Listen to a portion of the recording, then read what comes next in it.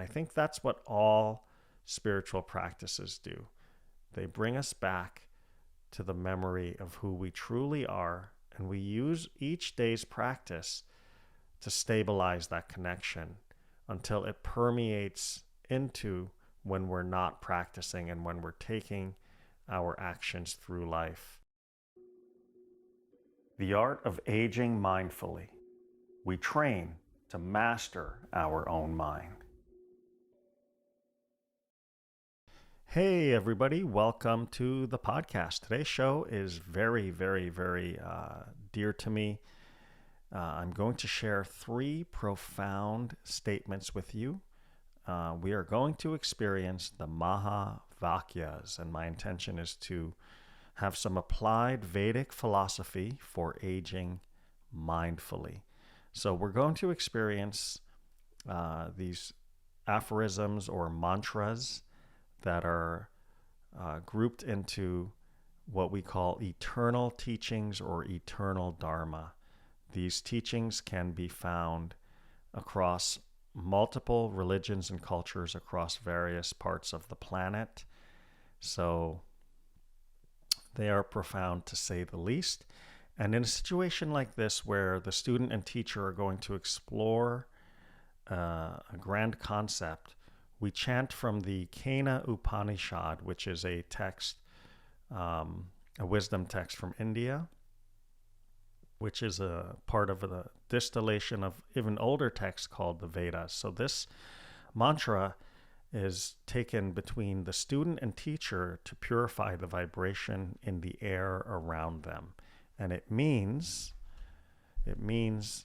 accept us both together, protect us both together, may our knowledge and strength increase, may we not resent one another.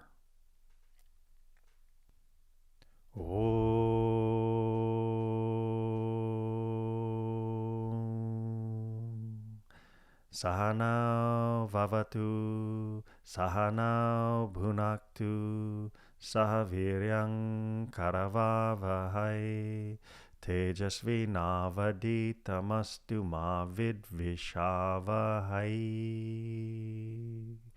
Om Shanti Shanti Shanti.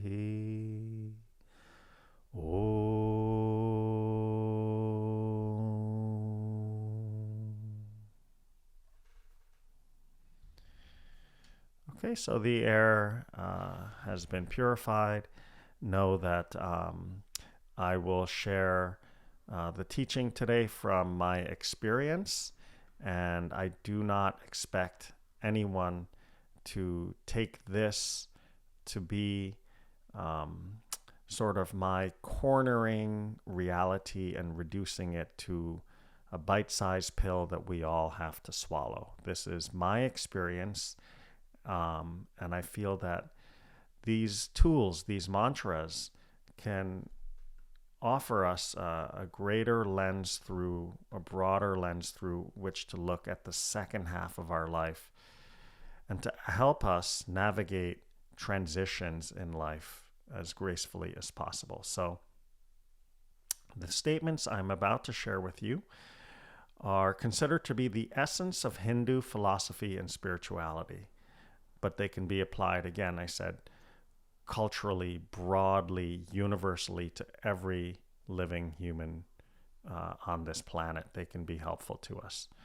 And they provide us with profound truths about the ultimate reality and the nature of this experience. So in this episode, I will delve into 3 of the most well-known Mahavakyas. You'll usually see them as a set of 4, but there are 8 to some scholars, and there are even more in totality. I've isolated the 3 mantras that I resonate with to the core of my being and that I incorporate into my yoga classes and my guided meditations. We will discuss how these statements can be applied to our daily lives, day-to-day interactions, day-to-day movements, day-to-day thinking, and how that helps us to age mindfully. So by the end of this episode, I hope you will have a better understanding of the wisdom of the grand pronouncements and how they can bring peace and fulfillment to your life as you age. So let's just kick back. We're going to be on a journey here today, a very deep journey. And let's kick it right off with, what are the Mahavakyas? What is the significance of this philosophy in spirituality? It can be boiled down to thinking about the individual and God, resolving that relationship to infinity, to the door of infinity that these mantras open. So you'll usually see these 4 mantras grouped together. I am not going to teach or share my experience of all 4. 2 of the 4 are going to be what I discussed today. So you'll usually see Tatvam Asi, Aham Brahmasmi, Prajnanam Brahma, and I am Atma Brahma. Those are usually the 4 that you see because they travel back to each of the 4 Vedas. 1 are from each of the 4 Vedas. And they are considered to be, again, a roadmap for self-discovery and help us understand the connection between the individual and the ultimate. And the question I always ask more and more, especially since turning 47 years ago, is who am I? Who am I really? If my body is to age and eventually be turned back over to the earth, if I am to discard this body like an old tattered garment one day, who am I really? If my mind will unravel, who am I really? So in these mantras, the individual is positioned as God. And they are tools for spiritual development. I don't think they are meant to be made sense of immediately. I think when you first hear these mantras, they are meant to open the imagination, create a sense of wonder, and it is only through practice and contemplation and reflection that we then get to apply them towards some positive behavior change, which can bring peace and fulfillment to our lives. They are, again, resolving the relationship between Jai and the infinite, between you and your eternal nature. So I'd like to share 3 of the Mahavakyas. Remember, you'll usually see 4, you'll see 8, you'll see more than 8. These 3 I'm sharing with you are part of my yoga education that I got from the Jivamukti Yoga Schools in New York City, where I trained from 2008 to 2020, and where I taught from 2009 to 2020. So this was a very beautiful yoga school, a very massive yoga center that incorporated yoga philosophy with deep rest and relaxation, meditation, and a vigorous asana sequence. So it was physically challenging, but deeply spiritually enlightening. So the mantras I'm going to share with you are paired together from our chant book.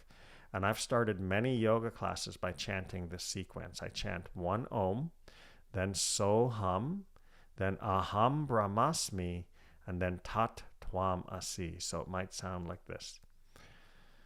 Om.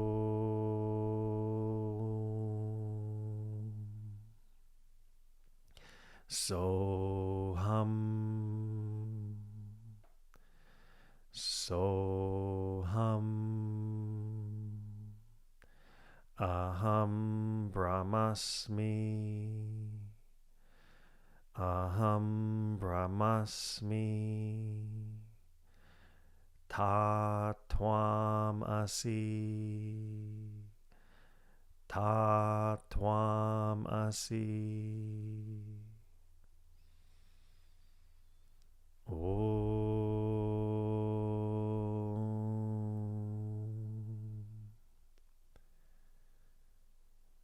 Like this, through vibration, we experience the mantra in our skull and our palate and down in the esophagus through the central channel. We feel the sounds vibrating through our whole being. And then the teacher gives a teaching explaining what these mantras mean. and then the class is taught and practiced with the foundation of that thematic sort of opening of the consciousness to a grand idea, a big idea. So let's break these three down. Soham means I am that. And the that they're referring to is that which is immortal and everlasting. So it is not saying I am Jai, I am an athlete, I am a yogi, I am successful, I am not good enough, I am not bright enough, I am not popular enough. It doesn't have any of these identifications. Instead, Soham is shifting us towards I am that which is immortal and everlasting. This is beyond earth-shattering. It is beyond profound. It is just opening up the arc of time in a way that is unfathomable by our ordinary state of perception. So already something pretty big is happening. The next mantra is Aham Brahmasmi. Aham means I am, and the word Bri, which is the root of Brahman is God, or the ultimate reality. So whichever phraseology works for you, that is the essence of the meaning of the mantra. I am God, or I am the ultimate reality. The root of Brahman is Bri, which is meaning ever expanding. So I am ever expanding consciousness. I am Brahman. I am God. Now, again, earth-shattering, ding, ding, ding, ding, ding, the bell's going off. Something wild is happening here. This idea is not found in all the advertisements that I seem to process throughout the day, which tell me a different message, a way different message. So, Aham Brahmasmi means I am God, or the ultimate reality, infinite consciousness. The third mantra I'm going to share with you today is Tat Twam Asi. Tat Twam Asi means that thou art. And by that, again, the infinite person. So these mantras are resolving our relationship between the individual self and the infinite self. They are a roadmap for self-discovery. And by recognizing the non-dual nature of reality, okay, these mantras come from a way of thinking we call in India Advaita Vedanta, which is non-dual perception of reality. It says that everything emanates from a source. The most subtle vibration, we call this Brahman. So things like the body and the mind are manifestations of a more subtle, more infinite force, more powerful force we call Brahman. And that is our true identity. So Advaita Vedanta is the non-dual way of looking at reality as not separate, but rather as part of a larger whole.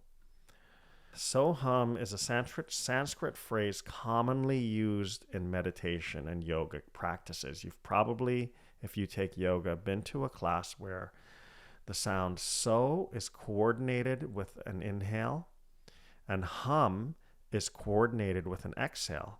And this can be done by repeating the mantra mentally in your mind or verbally by enunciating it with your throat and vocal cords and mouth. So hum, inhale so, exhale hum.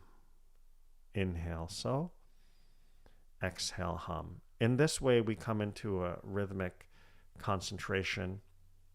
And again, this is an idea that is central to the Advaita Vedanta tradition, which is the non-dual school of reality.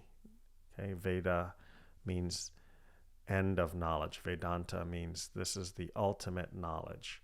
And it teaches that the ultimate reality is non-dual And there is no distinction between the individual self and the ultimate reality. And that's the key to the Advaita Vedanta way of thinking, is the individual self and the ultimate reality are one. So repeating Soham helps the practitioner focus their attention and helps them to cultivate mindfulness. So the mantras are meant to be understood through relationships. So by repeating them, we build an umbilical thread from our consciousness to the thought form, vibration form of the mantra. And that line starts to separate, where when the mantra really comes back to us when we least expect, when it flowers in our consciousness, when it is not being called back, and it helps us through a difficult situation, and we have faith that we can get through it by having this grand idea of, I am more than this problem that is at hand. I am more than my limited body. I am infinite consciousness. I am that. I am that which is eternal. This too shall pass. This problem shall pass. So practitioners develop a sense of unity with the ultimate reality from this mantra. I remember why I became a yoga teacher. I heard a voice in my head when we had chanted this mantra at the beginning of class. I was in a deep forward bend, and a voice came into my head obliquely and said, everything you have ever studied has built up to this point. You should be teaching this. You need to teach this. You were born to teach this. And I literally got up from that yoga class and walked out to the front desk of the Jivamukti Yoga School and signed up for teacher training in a moment from a voice instructing me in my head when I was in a deep forward bend.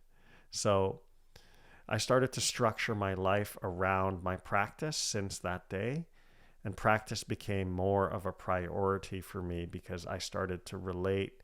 The meaning of this mantra started to flower. It started to come to life. I started to become a believer by gluing my little pieces of experience together. I started to believe that this is probably more real than the things I'm learning from my culture, primarily from news stations, books I read, you tend to read, and people I tend to listen to. Like, there was something inside of me that was opening up because of this exposure to these mantras at Jivamukti Yoga School. So I did change my whole life. I did change the structure of my life to prioritize practice and everything else supporting my practice. Let's look at Aham Brahmasmi, the I am Brahman mantra. Okay, it's a Sanskrit phrase that translates to I am the ultimate reality. I am God. And it embodies, again, the essence of spirituality. Brahman in Hindu India is the ultimate or the absolute, and the individual self is considered to be identical as God, as Brahman. Aham Brahmasmi represents the idea that the true nature of the individual self is not separate from the ultimate reality, but rather is totally one with it. The phrase implies that every individual has the potential to realize their oneness with the ultimate reality and transcend the limitations of ego. And this is very important, because once we know that this is true for us, it is perhaps likely true for all human beings everywhere. So compassion for our ignorance of our true self can dawn. So Indians believe that by realizing the truth of Aham Brahmasmi, one can achieve liberation, which is called moksha, liberation from the cycles of birth and death. and attain a state of eternal ecstasy or bliss. Okay, so this mantra, if we are able to realize it, we can achieve freedom from lower drives, freedom from the mind driving us into a negative pattern that keeps repeating cyclically in the mind. And it's saying liberation even from birth or death, so it can bring us into full enlightenment. Aham Brahmasmi is often also used in meditation and self-inquiry practices to help the practitioner recognize the true nature of the self and of ultimate reality. So I really experienced this mantra after 28 days of silence. Psychedelics and plant medicines have been a part of my life for a very, very long time. And I went in 2013 to live with my teacher, a shaman, in the jungles of Peru. And I was in silence for this period, having no conversation. And I believe having that silence and being fasted, not eating very much, and just truly meditating every day with this question of who am I? It brought me so close to the I am Brahman mantra that it has transformed the path. It removed any ounce of doubt I had about my true nature. And it committed me spiritually to walking the path for the rest of my life.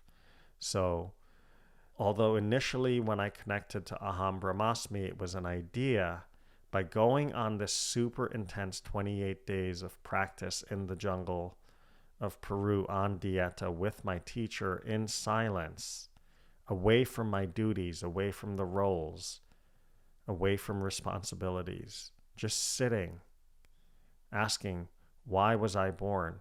What am I supposed to do?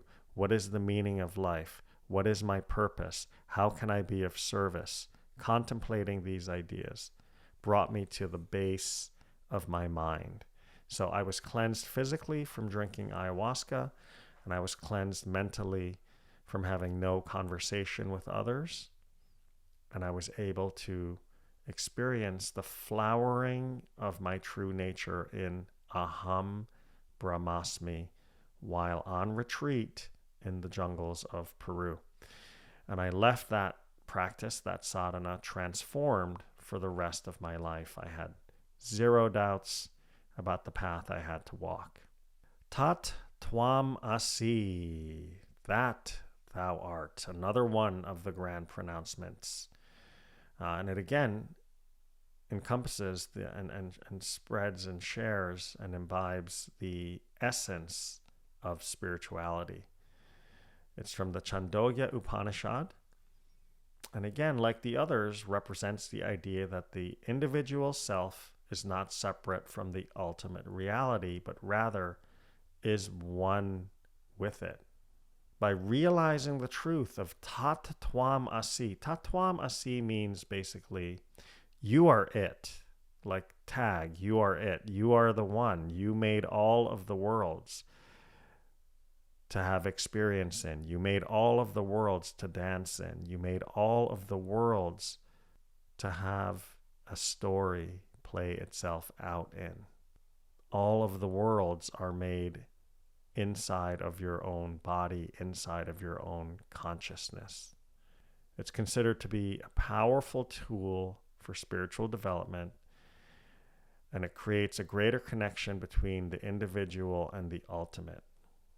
It's used as a meditation and self-inquiry mantra to help the practitioner recognize the non-dual nature of reality and cultivate a sense of unity with the ultimate reality.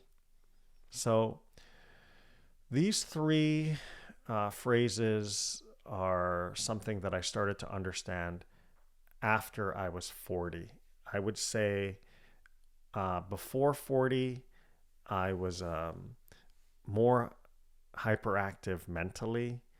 I'm a late bloomer on all accounts, late to the maturity game, psychological maturity game.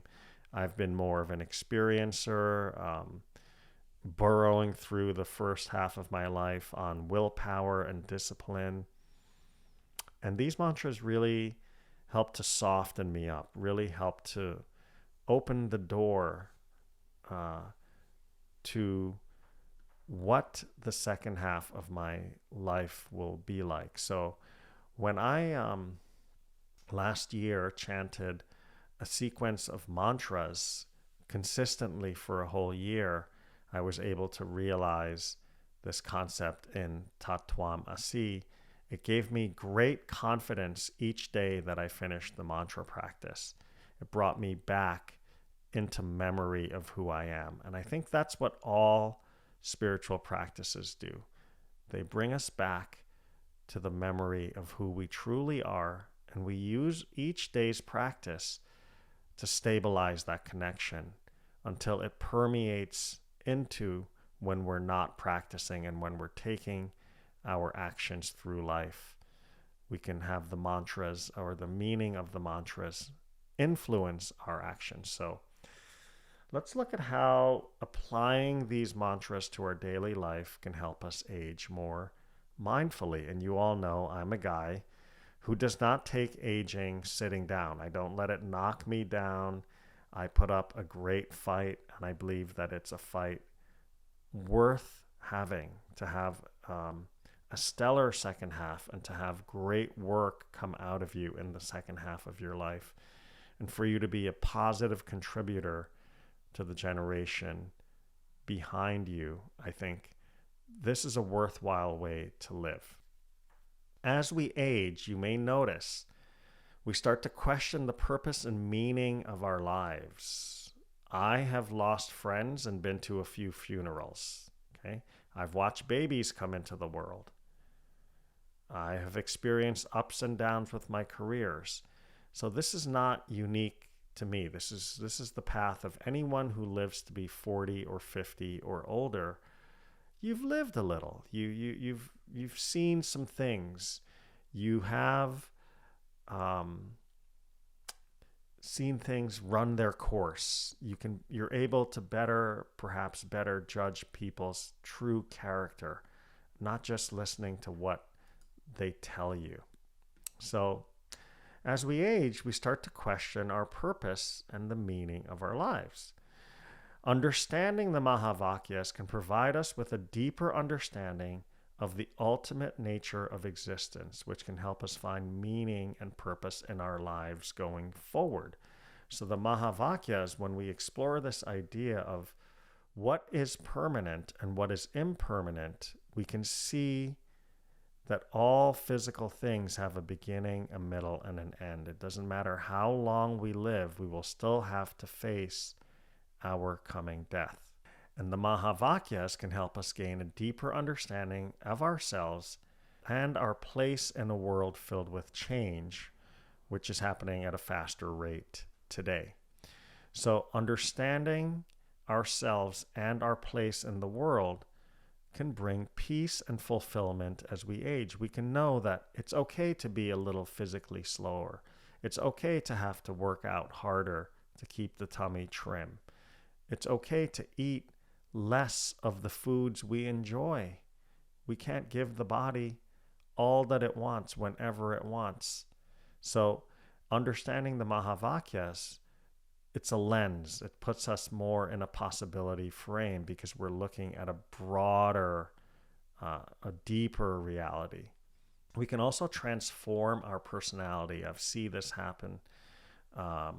Like a selfish person can become kind. An extrovert can become more internally positioned and quiet. Like I was very extroverted and I still have that skill set. But now, as I'm 47, I like to listen more and gather information rather than be the life of the party or the central axis upon which the next joke hangs or, directing the energy. I like to be more of a fly on the wall, and I enjoy being that way. So A person that has been selfish and has a wake of disastrous relationships behind them can really do some inner work and get some therapeutic help and see a specialist that can help them transform that if they are to gain any wisdom for the second half of life. They cannot go on the path they have been on in light of being exposed to the Mahavakyas. So we can transform our personality as these teachings flower in our experience. We can also see our true relationship to time left in the human body. And this is really confrontational.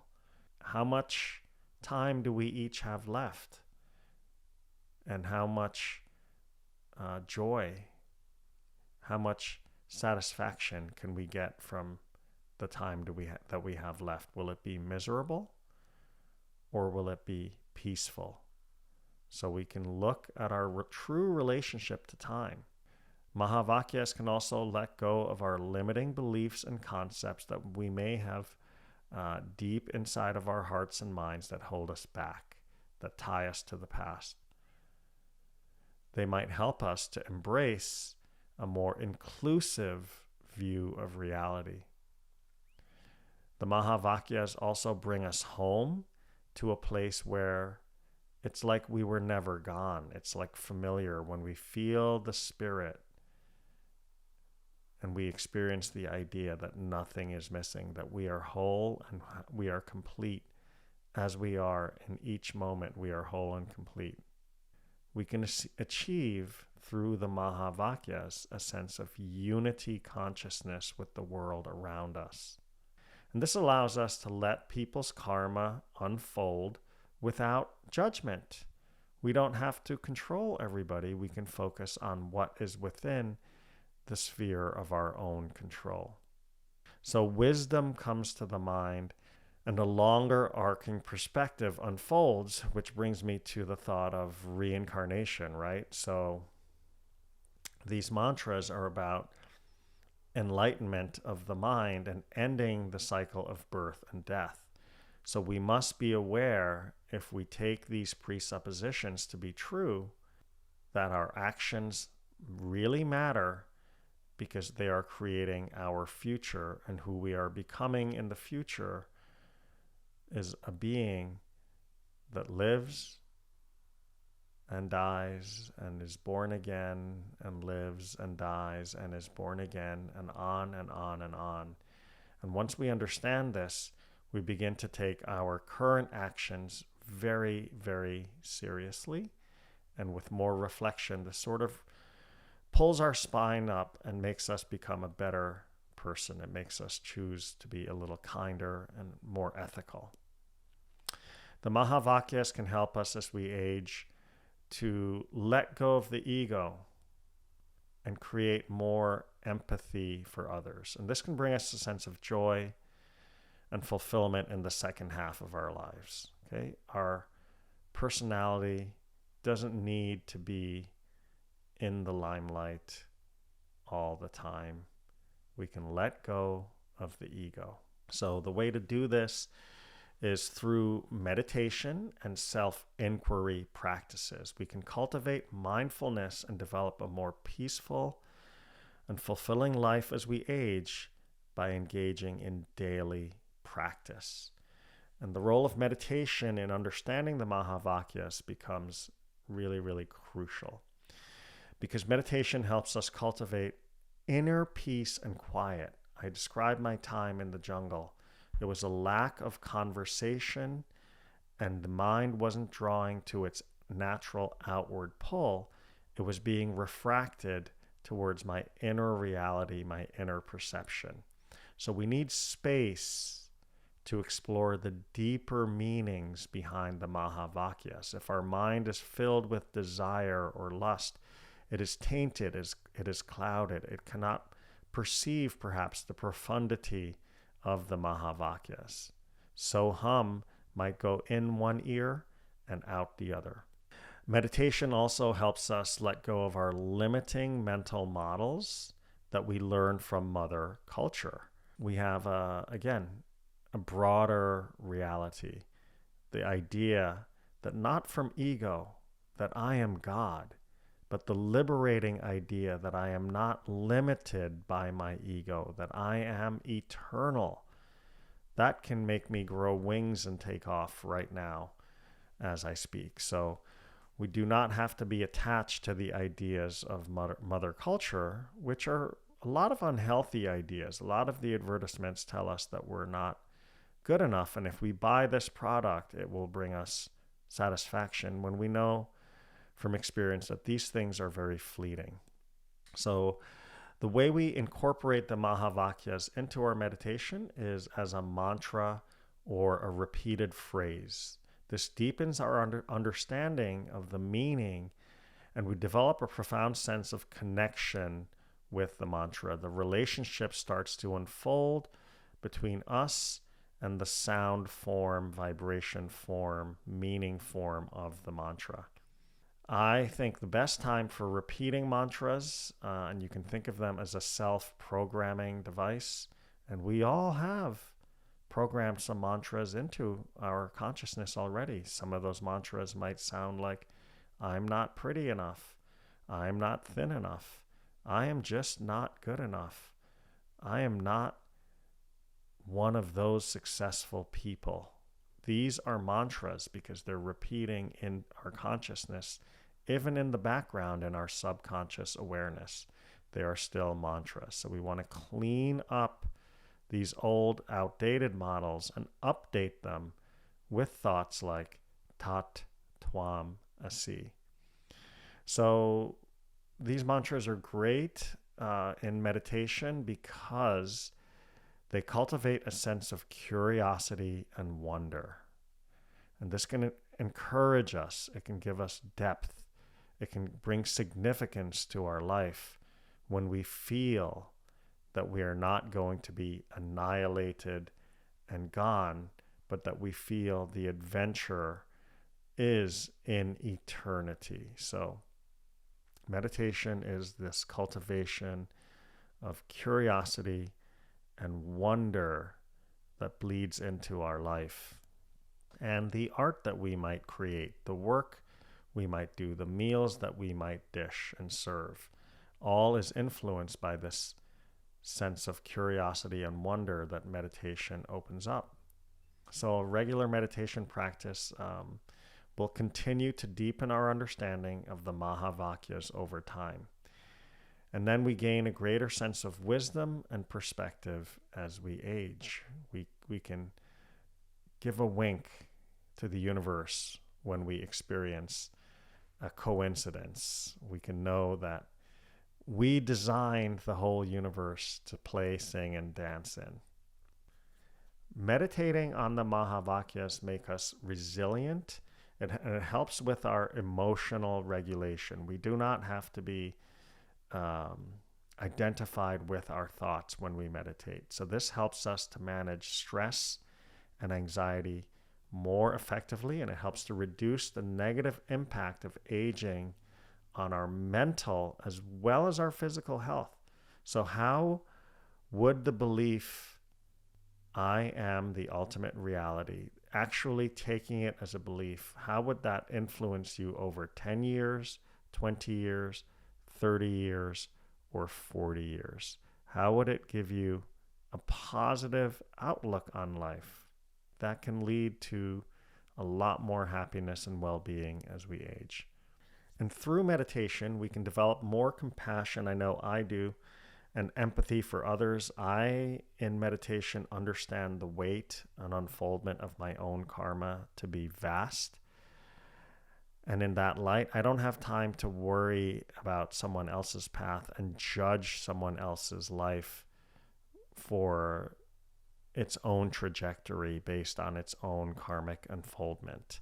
That is none of my business. So compassion for my path being difficult and that all human paths have challenges, that has unfolded as a result of meditation. And I can say meditation has also, at 47 years old, helped me become more peaceful about my own becoming death. It is something that I accept. It is something that I know. I am not aware of the day that this is coming. It can be tomorrow or it can be way down in the future, but it is slated. And so I am becoming very, very peaceful that I will have to transition from this life one day. And by becoming peaceful with that and knowing it to be true, it influences how I use my time, what priorities I place at the top of my list. It influences my behavior with others. So I'd like to share a few tips for meditating on the Mahavakyas and working it into your daily routine. Now, when you develop a meditation practice, you can do a sitting meditation or a walking mindfulness meditation. So it's important to set realistic goals like just meditating for 5 minutes a day, and to start gradually increasing the amount of time you become more comfortable as you start to practice. So 5 minutes, as little as 5 minutes a day can have a great benefit. You want to choose a time and place that's important, that works for you, and where you can stick to it consistently.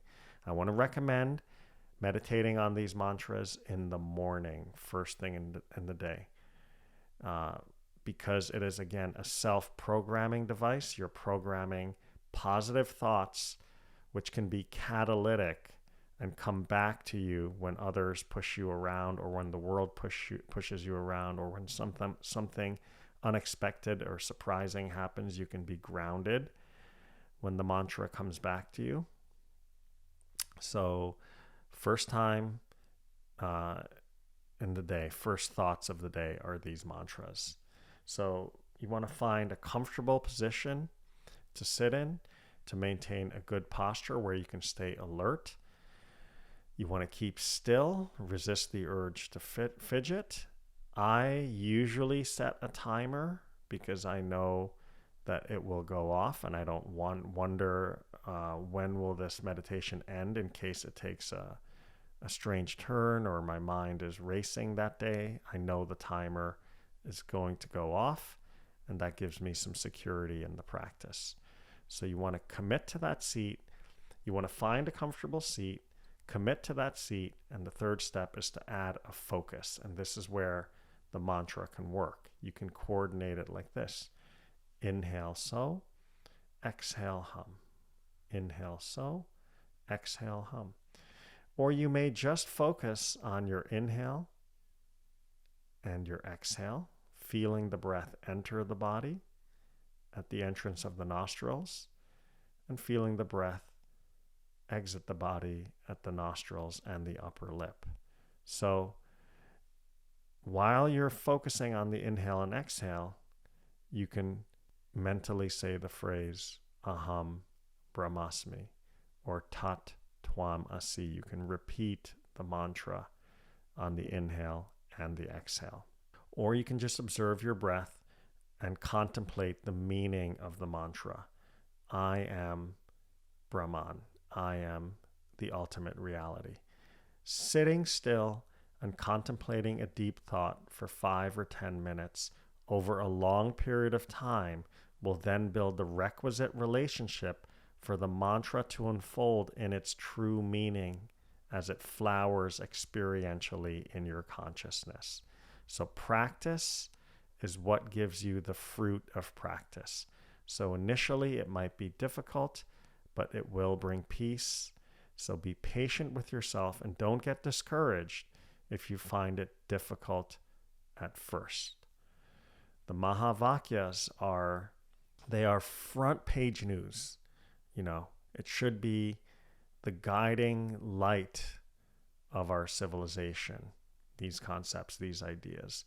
And all wise men and women from all traditions are familiar with these teachings. You can go to a shaman in the jungle of Peru and teach him aham brahmasmi, and he might smile and look back at you and goes, yes, everything is connected. That's their way of saying aham brahmasmi. Everything is connected. So they have a totally different culture, totally different tradition, spiritual tradition for thousands of years. But the same teaching is mapped from a totally different part of the equator, total different hemisphere. So it's like this. These are teachings that connect you and I. They connect all living beings. And as we close, I want to encourage you to explore the Mahavakyas further and to incorporate them into your life, particularly if you are in the second half of life. These are a great consolation prize for all the illusory desires you have pursued, all of the places you have misplaced your energy in order to learn lessons that are so valuable. And going forward, if the Mahavakyas can light your path, or if exploring the Mahavakyas can light your path, you are in great shape, and the insights that unfold can lead to a very interesting, artful second half. So again, the Mahavakyas are Soham, Aham Brahmasmi, and Tat Twam Asi. And they resolve the individual's relationship with God or the infinite. So I thank you today for tuning in to the show. I hope the Mahavakyas can continue with you on your journey of spirituality, of health, of wellness. Remember that you can show your support for this podcast at my Patreon by also purchasing your CBD through Common CBD, or by getting the Whoop Strap, which is my fitness tracker that I use to monitor my heart and my HRV and my recovery score for every single day. So all of that is in the show notes below. I thank you so much for coming on this journey with me of the Mahavakyas, okay? A little bit of applied Vedic philosophy for aging mindfully. Have a terrific rest of your day, everyone. Namaste.